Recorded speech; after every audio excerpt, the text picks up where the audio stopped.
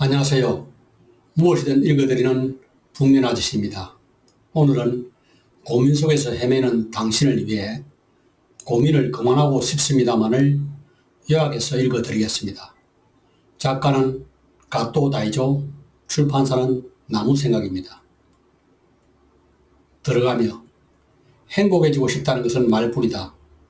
말로는 행복해지고 싶다면서 실제로는 불행해지는 쪽으로 노력을 기울이는 사람들이 정말 많다. 고민하지 말아야지 하고 생각해도 고민하지 않고는 견딜 수 없는 상태라면 고민의존증이다. 고민의존증을 앓고 있는 사람도 고민하는 과정을 통하여 무엇이기 원하는 욕구를 충족시키고 있는 것이다. 축적된 분노와 정오를 표현하고 있는 것이다. 그렇기 때문에 고민은 그에게 치유에 해당한다. 1장 건강을 해칠 정도로 고민한다. 분노로 인해 몸과 마음이 다 아프다. 고민에 사로잡혀 있는 사람은 부모에게 자신의 감정을 무시당하면서 자라난 사람이다.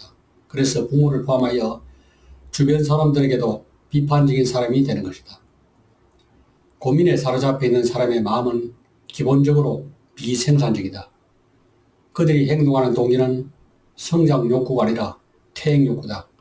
그리고 사랑받기를 원한다. 물질을 착취하는 대신 사랑이나 관심을 착취하기를 원한다. 사람이 성장하려면 안도감이 있어야 한다. 안도감은 공포를 느끼지 않는 상태다. 하지만 퇴행 욕구를 가진 사람은 현실이 아무리 혹독해도 심리적으로 고민을 하는 익숙한 상태에서 편안함을 느끼기 때문에 바뀌려 하지 않는다. 고민에 사로잡혀 있는 사람은 현실적으로 고난할 때 자신을 바꾸려는 노력을 무의식 중에 거부한다. 고민 그 자체가 구원으로 작용한다. 사람은 자기 중심으로 세상에 돌아가는 경험을 한 후에야 비로소 주변 세상에 관심을 가질 수 있다. 불안한 아이는 꽃밭에서 소란을 피우지만 꽃은 꺾지 않는다. 그 아이가 꽃밭에서 소란을 피운 이유는 꽃에 관심이 있어서가 아니라 그냥 다른 사람들이 자신에게 관심을 가지고 살펴봐 주기를 바라기 때문이다. 인간관계도 마찬가지다. 어떤 사람이 요란스럽게 여기저기 친절을 베풀면서 돌아다니는데 자세히 살펴보면 친한 사람이 없다. 그런 사람은 자신에게 관심을 가져주지 않은 어머니 밑에서 자란 사람이다. 진정한 자신감은 부모로부터 자립을 통해서 탄생한다. 부나 명성을 통해서가 아니다. 자신감은 생산적으로 살아야 얻을 수 있는 것이다. 사람은 자신이 경험한 감정을 의식하면서 살아가는 것이 아니라 어린 시절부터 허락된 감정을 의식하면서 성장한다. 커뮤니케이션 능력이 없으면 다른 사람들로부터 인정을 받을 수 없을 뿐 아니라 호감을 얻을 수도 없다. 커뮤니케이션 능력이 없어 고립이 되었다면 자신의 커뮤니케이션 능력이 부족하다는 사실을 인정해야 한다. 그래야 심리적으로 성장할 수 있다. 일단 자신이 수동적인 사람이 된 원인을 의식하고 해명하고 그것을 뛰어넘으려는 노력을 기울여야 한다. 현실을 부인하는 사람에게는 왜가 없다. 설사 왜라는 생각으로 일단 현실을 맞선다 해도 거기에서 다시 타인에게 책임을 전가하는 식으로 결국 도피해버린다. 운에 의존할수록 스트레스가 더 많다. 과거 일이 계속 얽매여 있는 사람은 신경정적 요구가 강한 사람이다. 그들은 지나간 일, 이미 발생한 일을 되돌릴 수 없다는 것을 알면서도 반복적으로 생각하고 또 생각한다. 비현실적일수록 이상이 높다. 신경정적 경향이 강한 사람이나 우울증 환자는 이상적인 자아를 실현시키지 못하면 원하는 사람을 얻을 수 없다고 믿는다. 2장 고민을 하는 것이 더 편하다. 고민에 사로잡혀 있는 사람이 충족시키려 하는 것은 유학의 욕구다. 그런데 기쁘다고 말해서는 그 욕구를 충족시키기 어렵기 때문에 불행을 내세우는 것이다. 고민을 하는 데에는 나름대로 이유가 있다. 자신의 내부에 근본적으로 억울한 감정이 존재하기 때문이다. 물론 본인은 그 사실을 깨닫지 못한다. 고민을 해도 해결되지 않는다는 사실을 잘 알고 있으면서 고민에 사로잡힌 자신을 어떻게 해야 좋을지 그 방법을 모른다. 그 모든 원인은 그가 충족되지 않은 욕구와 감춰져 있는 분노에 의해 움직이고 있다는 데 있다. 무의식의 욕구에 늘고 있기 때문이다. 고민에 사로잡혀 있는 사람에게는 자신이 상상하는 것 이상으로 분노가 축적되어 있다. 상상할 수 없을 정도로 강력한 분노다. 그리고 스스로 깨닫지 못하지만 자신감도 없다. 만약 지금 지옥에 있다고 해도 그 지옥은 마음속의 지옥일 경우가 많다. 지옥에는 마음의 지옥과 현실의 지옥 두 가지가 있다. 마음이 원인이 되어 작용하는 지옥을 현실이 주례한 지옥이라고 생각하면 안 된다. 현실의 지옥과 마음의 지옥은 대응 방법이 다르다. 전쟁이나 자연재해는 현실의 지옥이다. 우울증이나 자살은 마음의 지옥에 물러온 결과다. 그들은 고민하는 행위, 한숨을 내쉬는 행위를 포함하여 분노를 간접적으로 표현하고 있는 것이다. 즉, 고민을 하는 행위를 통하여 감춰져 있던 적대감을 표현하는 것이다. 따라서 그들의 입장에서 보면 고민을 한다는 행위는 매우 기분 좋은 일이다. 왜 쓸데없는 고민을 계속할까? 문제를 해결하기 위해 적극적으로 노력하는 것보다 문제를 고민하는 쪽이 심리적으로 훨씬 편하기 때문이다.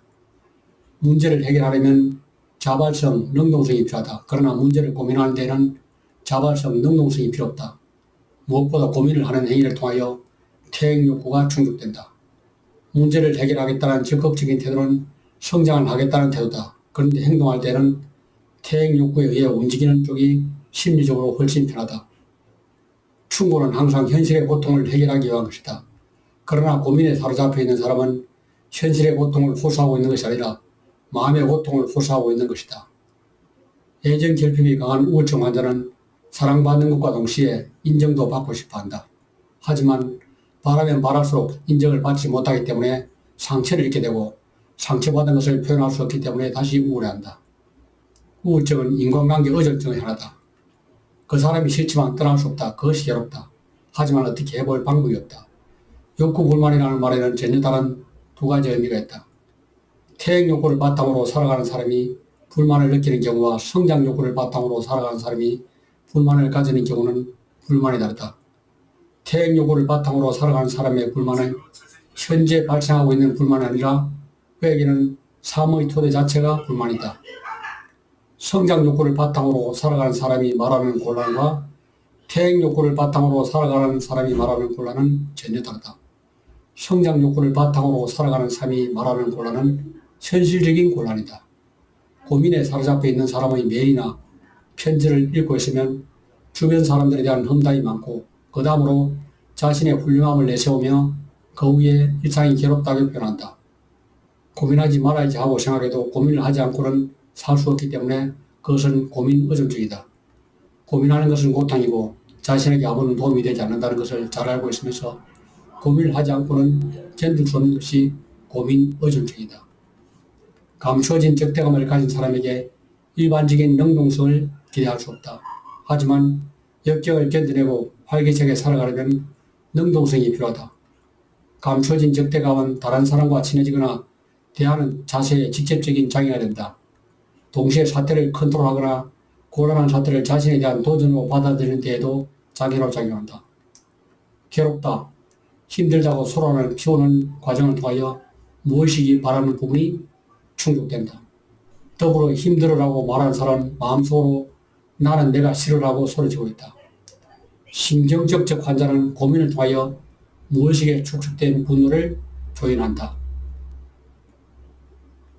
그렇기 때문에 감추어진 분노를 표현하고 있을 때가 심리적으로 가장 편안하다. 고민을 하는 행위가 본이다. 따라서 절대로 고민을 멈추지 않는다. 고민에 빠져있는 사람에게 있어 고민은 부정적인 자기 표현이다. 견딜 수 없을 정도로 불안하기 때문에 반동 형성에 의해 나는 이렇게 행복하다고 자신의 행복을 과시한다. 블로그나 페이스북 등에서 늘 자신의 일상이 충실하다는 사실을 지나치게 드러내는 사람도 마찬가지다. 불행하다가 높게 느껴질 부모님에 대한 불행이라고 생각할 경우 부모님에게 심리적으로 의존하고 있는 사람은 사실은 불행하면서도 나는 행복하다고 의식한다. 반대로 부모님에 대한 반항을 통하여 진정한 감정을 숨기는 사람도 있다. 3장 고민 속에 비밀스런 바람이 담겨있다. 늘 고민에 빠져있는 사람은 입만 열면 억울함을 늘어놓는다. 고민을 하는 행위는 감추어진 분노의 표현이다. 이 고민 속에 감추어진 비밀스러운 바람은 공격을 통한 우월감의 획득이다. 고민을 하는 목적은 최종적으로 타인보다 우월해지고 싶은 것이다. 실제로 고민에 사로잡혀 있는 사람은 타인에게 직접적으로 아무것도 요구하지 않는다. 그러면서 타인을 조종하여 정말 힘들게 타는 동정을 얻기 위해 집착한다. 그리고 끝없이 이해를 바란다. 무조건적인 사랑을 바란다. 상대를 대리모로 삼기 위해 상대를 조종한다. 이혼을 한 뒤에도 계속 불행하다고 고민하는 사람은 한 가지 관점으로만 이혼을 바라보는 것이다. 이혼을 해서 불행한 것이 아니라 불행한 사람이 이혼을 했을 뿐이다. 이혼을 한 뒤 언제까지 고민을 하는 사람은 그대로 결혼 생활을 유지하고 있어서도 고민을 계속했을 것이다. 그런 고민을 하는 행위를 통하여 적대감을 표출하고 복수를 하고 있기 때문이다. 복수심이 능한 고민은 계속된다. 아무리 인정을 받아도 만족하지 못한다. 그래서 아무리 인정을 받아도 인정받고 싶어한다. 아무리 존경을 받아도 더 존경을 받고 싶어한다. 그것은 어린 시절 마음껏 응석 부리고 싶은 욕구가 전혀 충족되지 않았던 사람이 짊어진 비극이다. 이제 우울증 환자가 얼마나 거대한 분노를 마음속에 감추고 있는지 이해할 수 있을 것이다. 우울증 환자는 자신의 장래를 비관한다. 자신의 실패를 과대 포장하고 자신의 성공을 과소평가한다. 그러나 그놈의 존재하는 문제는 마음속에 있는 충족되지 않은 애정 욕구에서 오는 공격성이다. 바로 정보다. 사람은 더욱 상대를 바꾸려는 생각에 지속적으로 불행한 행동을 한다. 그것도 본인이 전혀 깨닫지 못하는 상태에서다. 불행을 과시하는 행위를 통하여 상대방이 제약감을 느끼기를 바란다.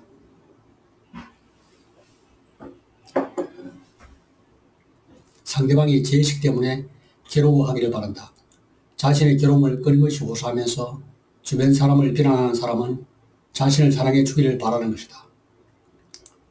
그래서 계속 반복적으로 괴로워, 힘들어라고 호소한다. 그러나 정작 본인은 힘든 상황을 해결하기 위한 노력은 아무것도 하지 않는다. 단지 괴롭다고 힘들다고 호소하면서 상대방이 어떻게 나올지 살필 뿐이다. 고민에 사로잡힌 사람들은 현실에 맞서는 것을 싫어한다. 그러면서도 고민을 해결해줘라고 돌려서 표현을 한다. 하지만 그것은 무리다. 변장을 하거나 공격의 대상을 바꿔놓는다고 해도 고민을 해결할 수 없다. 공격의 대상을 바꾼 사람은 정말로 싫어하는 사람을 싫다고 인식하지 않는다. 많은 사람들이 심리적으로 성장하지 못하고, 즉 현실에 맞서지 못하고 현실을 부인하면서 살아간다.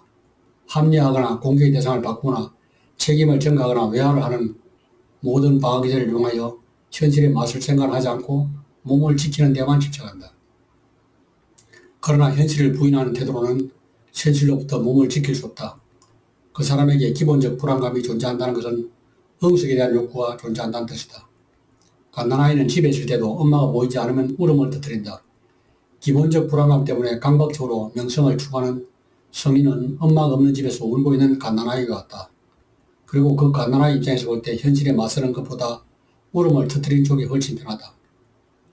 사장, 고민을 위한 고민이 되풀이 될 뿐이다. 불행 의존증이란 불행하게 행동하지 않고는 견디지 못하는 것이다. 즉, 불행을 과시해도 해결되지 않는다는 것을 알고 있으면서도 불행을 과시하지 않고는 견디지 못하는 것이다. 불행을 과시하는 행동을 그만두려 해도 생각처럼 그만둘 수 없다. 고민에 빠져있는 사람이 고민만 하고 있어서는 자신의 장래에 아무런 도움이 되지 않는다는 사실을 이해하고 고민을 멈춘다면 그 사람은 불행 의존증이 아니다. 고민을 하는 것이 얼마나 무의미하고 멈추기에 노력해보지만 멈출 수 없는 사람이 불행 의존증이다. 불행을 과시하는 배우에는 주변 사람에 대한 감추어진 요구와 공격성이 존재한다. 자신의 불행을 과시하는 데에는 당신도 나처럼 불행해졌으면 좋겠어라는 동기가 감추어져 있다. 상처받기 쉬운 사람에게는 두 가지 타입이 있다. 자기 확장성 해결 타입으로 상처받았을 때 방어적 공격에 나선다. 다른 사람을 비판한다. 자기 소멸형 해결 타입은 자신의 불행한 감정을 강조한다. 상처받았을 때 자기 연민에 빠진다. 불행 의존증 환자는 자기 소멸형 해결 타입이다. 희생적인 역할에 매달리는 사람들이다. 주변 사람들은 그에게 그런 역할을 기대하지 않는데도 스스로 희생하며 그 역할을 담당하고 나선다. 그리고 나는 이렇게 힘들어 라며 불평과 불만을 달고 산다. 마음의 거주지가 없어서 상대에게 집착한다. 자기 집착의 가장 큰 문제는 다른 사람과 커뮤니케이션을 할 수 없다는 데 있다. 그리고 자아가 확립되지 않는다는 것이다. 자아가 확립되지 않는다는 것은 무슨 일이 있으면 즉시 기분이 흩어진다는 것이다. 인간관계에 지나치게 의존하는 사람도 마음의 거주지가 없기 때문에 상대방에게 최선을 다하여 자신의 거주지를 찾는다. 그들도 희생적 역할에 매달린다. 불행을 호소한 사람의 노력은 자신의 거주지를 확보하기 위한 노력이다. 그들의 호소는 이 불행한 마음을 이해해 주라는 의미다. 자신의 거주지가 없는 사람은 객관적으로 같은 세상에 살고 있다고 해도 심리적으로 살고 있는 세상이 전혀 다르다. 날씨를 비하면 거주지가 없는 사람은 늘 태풍 속에 있다. 불행을 과시하는 동기는 당신도 나와 마찬가지로 불행해졌으면 좋겠다는 것이다. 고민에 사로잡힌 사람은 지금 이 순간이라는 것이 없다. 자신의 개성도 상대방의 개성도 없다. 즉 현재를 살고 있지 않는 것이다. 그들은 과거 어느 시기에 성장이 멈춰버렸다. 몸은 현재 있지만 마음은 과거에 있다. 그렇기 때문에 불만만 토해낸다. 나는 즐겁다고 말해야 사람들의 주목을 받는다. 심리적으로 건강한 사람은 상대방에게 자신이 친한 친구인지 그저 그런 친구인지 지인인지 잘 알고 있다. 서로가 어떤 관계인지 잘 알고 있다. 하지만 불행을 호소한 사람, 나아가 일반적으로 고민에 빠져있는 사람은 서로 납득하고 있는 인간관계가 없다. 서로 친한 친구인지 연인인지 사제관계인지를 정확하게 구분하는 것이 서로 납득하고 있는 관계다. 불행을 호소한 사람, 고민에 빠져있는 사람은 자신이 마음대로 상대와의 관계를 결정한다. 그렇기 때문에 주변 사람에게 부담스러운 존재가 된다. 5장. 자기 연민에서 빠져나와야 고민에서 벗어난다. 자기 연민에 빠져있는 사람은 늘 자신에 관한 이야기만 늘어놓는다. 한숨을 쉬는 이유는 주목을 받지 못하기 때문이다. 그는 동정을 구하며 고민한다. 고민에 빠져있는 사람은 자신이 불행하며 원하는 것을 모두 손에 넣을 수 있다고 생각한다. 그리고 그가 바라는 것은 존경과 유아적 애정이다. 다른 것은 원하지 않는다. 그가 바라는 것을 손에 넣어야 그 후의 일을 생각한다. 불행에 대한 강렬한 바람을 가지고 있는 사람은 수동적이다. 그리고 항상 절망한 상태는 아니더라도 희망을 갖지 못한다. 자기 연민에 빠져있는 사람은 다른 사람을 늘 부러워한다. 즉 질투와 시기를 한다. 질투는 자기 연민의 배후에 존재하는 심이다. 자기 연민의 배후에는 질투와 시기가 감추어져 있는 것이다. 질투와 마찬가지로 자기 연민도 수동적인 공격성이다. 자기 연민에 빠져있는 사람은 다른 사람에게 좀 더 진한 동정을 받고 싶어한다. 그리고 모든 사회적 책임으로부터 해방되고 싶어한다. 심리적으로 갓 태어난 유아가 되어 무책임하게 행동하고 싶어하면서 다른 한편으로는 훌륭한 사회류로 평가를 받고 싶어한다. 자기 연민에 빠져있는 사람은 정오가 해소되어야 비로소 전진할 수 있다.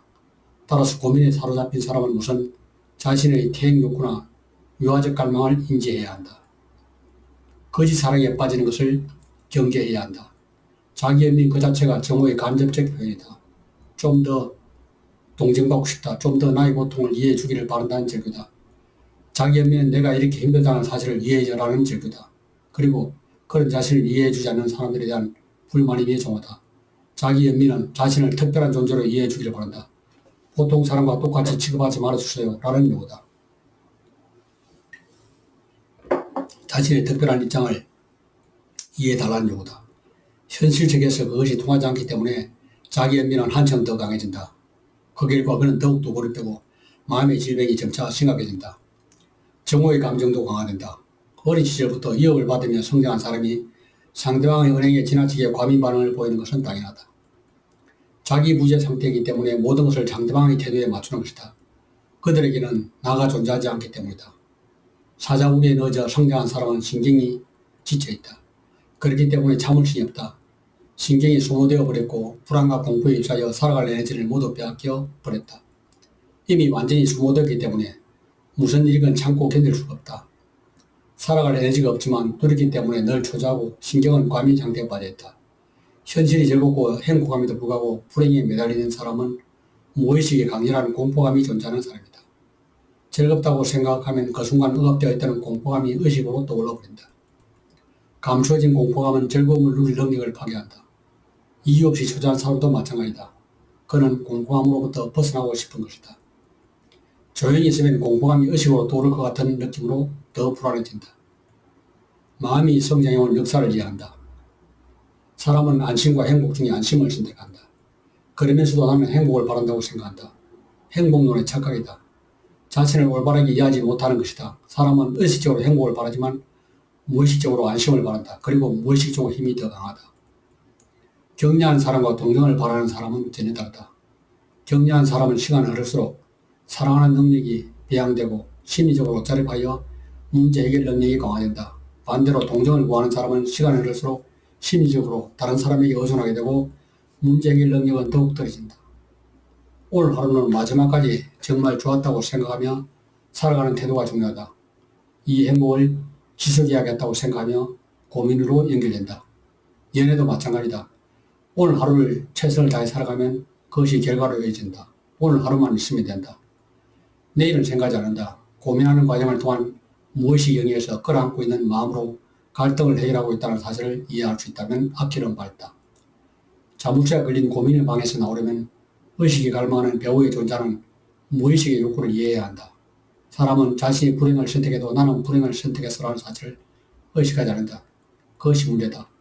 자신이 행복해지는 것보다 다른 사람을 불행하게 만드는 쪽이 심리적으로 편하다. 자신이 행복해지려면 무엇인가를 쌓아 나가야 할 필요가 있다. 그리고 쌓아 나가려면 하루하루의 노력이 필요하다. 다른 사람을 불행하게 만들려면 마음속으로 정오의 감정만 있으면 된다. 하지만 정오와 복수는 자신의 인생을 점점 망가뜨릴 뿐이다. 이 책은 그런 사실을 의식하기 위해 쓴 것이다. 자신이 불행을 선택했다는 사실을 의식하고 있지 않기 때문에 아무리 시간이 흘러도 불행에서 벗어나지 못하는 것이다. 고통스러운 과거에 얽매여 빛나는 미래를 잃지 말자. 이렇게 했어야 했다. 그렇게 했어야 했다라고 후회하고 고민하는 동안에 인생은 끝난다. 불평을 늘어놓기 전에 생각을 조금만 전환하면 삶을 조금씩만 바꿔나가면 그렇게 고민하지 않아도 얼마든지 행복하게 살 수 있다. 이것으로 책을 요약해 드렸습니다. 감사합니다.